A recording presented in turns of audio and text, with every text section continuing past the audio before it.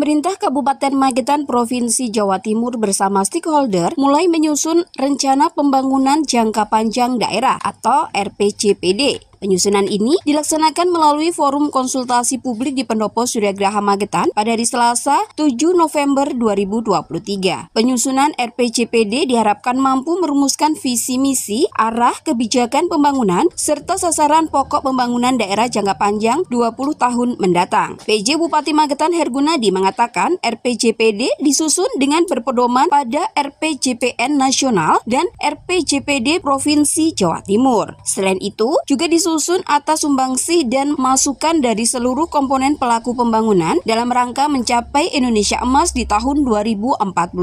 Beliau menambahkan, untuk menyongsong tercapainya Indonesia Emas tersebut, pihaknya akan mengoptimalkan sumber daya dan kemampuan yang dimiliki. Pembangunan yang mengarah pada perencanaan SDM dan pertumbuhan ekonomi juga diprioritaskan. RPJPD ini kan perencanaan kita 20 tahun.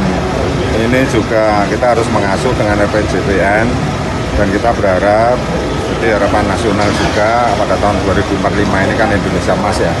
Terus juga bonus demografi pada saat ini sudah dimulai 2025-2023 puncaknya sehingga 2045 ini bisa tercapai. Jadi dengan RPJPD ini kita sinkronkan dari masing-masing OPD untuk sinkronan dan juga masukan-masukan dari masyarakat yang sudah dilaksanakan.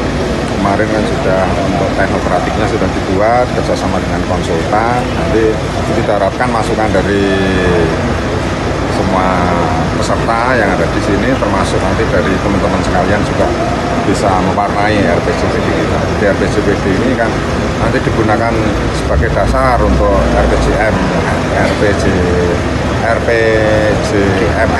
RPJMD yang jangka menengah. Dan jangka menengah ini nanti juga digunakan untuk dasar kepada RKPD. Jadi berurutan 20, 5 tahun, tiap tahunan ini untuk panduan kita melaksanakan pembangunan jangka menengah. Nah makanya jadi ini nanti kan ada sinkronisasi antar OPD, ya, harmonisasi di situ terjadi, terus juga nanti ada masukan dari teman-teman sekalian. Jadi supaya mengoptimalkan apa yang kita punya, sumber daya yang ada, semua kemampuan yang ada, jadi nanti kita menuju ke Indonesia Emas 2045 ini kan tentunya harus memanfaatkan segala sumber kita sinkronkan benturan RPJPD. Nah ini kan untuk menuju ke sana pasti masalah SDM, terus masalah disparitas, tapi kita disparitas sudah di angka yang bagus di 0,32, padahal target nasional sudah 2045 itu. Jadi tinggal nanti pertumbuhan ekonomi, terus juga peningkatan IPM berkaitan dengan pendidikan, kesehatan, pengentasan kemiskinan, juga lapangan pekerjaan. Nah ini yang kita tingkatkan.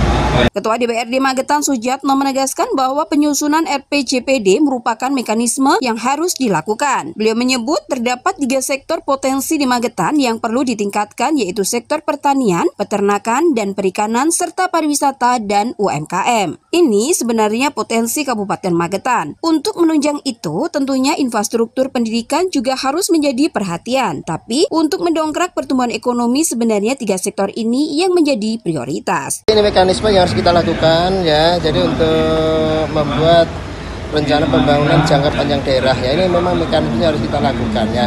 Nah, sehingga kami berharap lah, jadi Kabupaten Magetan 20 tahun yang akan datang itu akan seperti apa? Itu tercermin dari RPJPD ya yang dibuat ya. Mau jadi walaupun disinkronkan dengan RPJPN, ya, RPJPD Provinsi, RPJPD Kabupaten Magetan, kepada muatan lokal. Jadi kalau memang mau jadi daerah wisata, apa faktor-faktor yang mendukung? Ya, menjadi kabupaten Magetan pendidikan, apa yang harus dilakukan?